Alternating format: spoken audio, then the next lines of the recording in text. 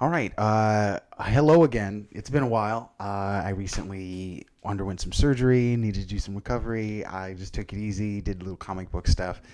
But, I have been, like you, watching the ongoing unfolding, the ongoing legal proceedings being conducted by the current, soon to be not so much President Trump. Uh, Now, I know that one way or the other, irrelevant of where you fall on that. Well, I mean, and honestly, I would hope that there's a spectrum here. There's some who feel like he shouldn't do it at all. There's some who feel like not only he shouldn't, but that it's a subversion of due process. But if that were the case, then how would he legally be able to file said proceedings? Like this, these sort of things are built into the Constitution. But you start talking about the ability for an incumbent president, or really any candidate, to challenge, and people get upset, and the partisanship starts to rise to the surface, and it's like, all right, you know what? Let's not go there. Let's not go there. Not only that, but it's unfolding literally every day. There are several things that take place. One of the law firms recently backed out of one of the lawsuits being filed in Pennsylvania. They recently got a slight win, I believe, in Pennsylvania. Trump, when I say he, recently closed the gap a bit in Arizona. So there are like things happening really blow by blow. And I'm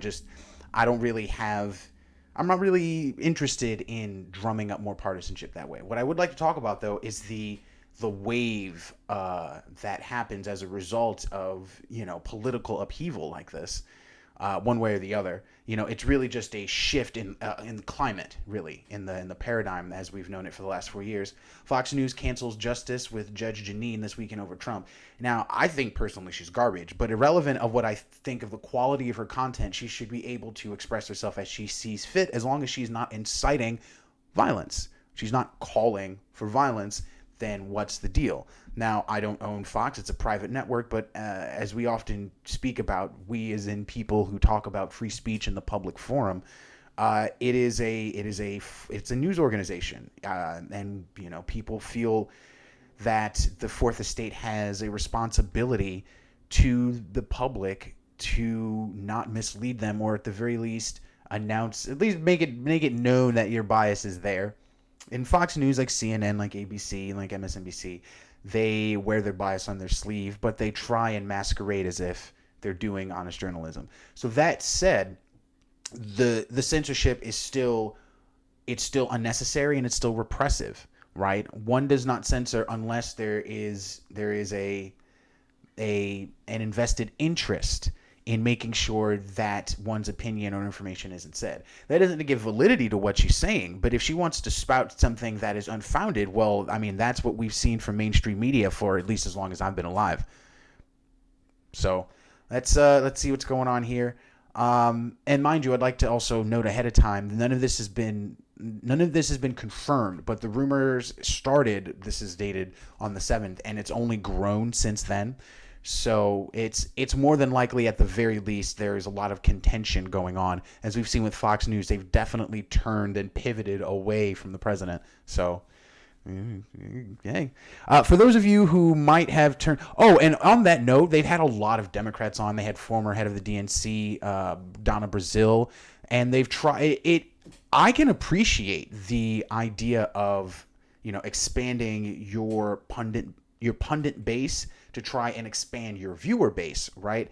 People like viewing or watching or trust the word of certain pundits, certain talking heads, and so they follow them, track them where they go. So you have this sort of crossover going, right? Donna Brazile's usually on CNN, now she's on Fox. That's good for their ratings. That's good for the upcoming attitudes that I think the public will have for the administration. And I don't discourage it at all. I discourage censorship. Like, inclusion is the direction to go. See, they pivoted in both directions here. They need to move more towards the inclusion and less towards the censorship.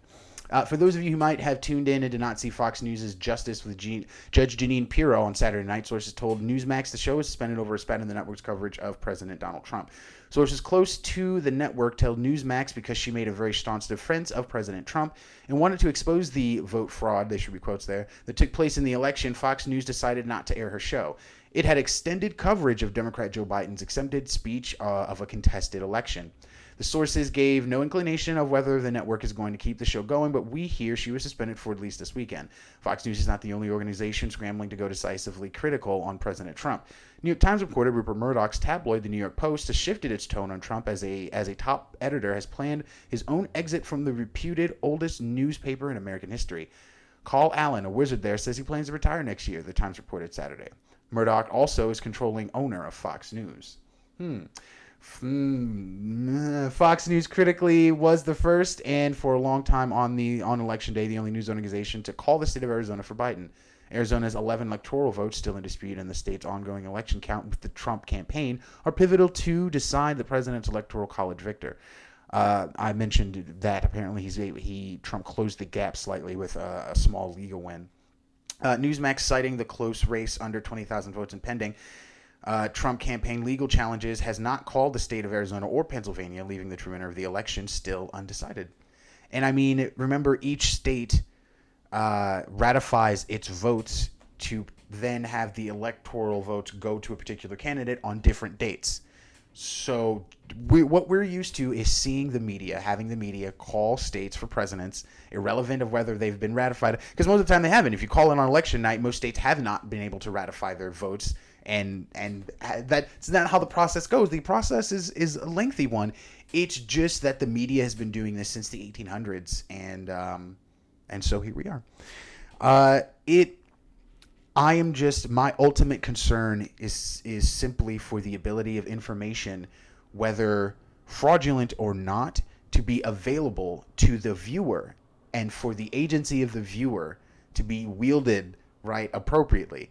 It's either one or the other. Either you are a repressive authoritarian who is censorious and dictatorial in what information you want to be promoted and to be available, or there's not really another reason for this, right? What reason would one have to want to limit the ability for one to? Okay, it's like this: either you are censorious and authoritarian, or you have low expectations of your viewers and of the people who this information would be made available to. That's really what it comes down to for me. I have higher hopes and higher expectations and a higher, regard for people, for the ability of a person to listen to facts and come to conclusions, and to have those conclusions not disparage or harm any other person, right? You can disagree without repressing someone's ability to express their own opinion. And that's really what it comes down to for me. The availability of information and decidedly and ultimately the viewer, the voter, the individual to make the decision on their own whether they find it valid. That said, please like and subscribe and be well.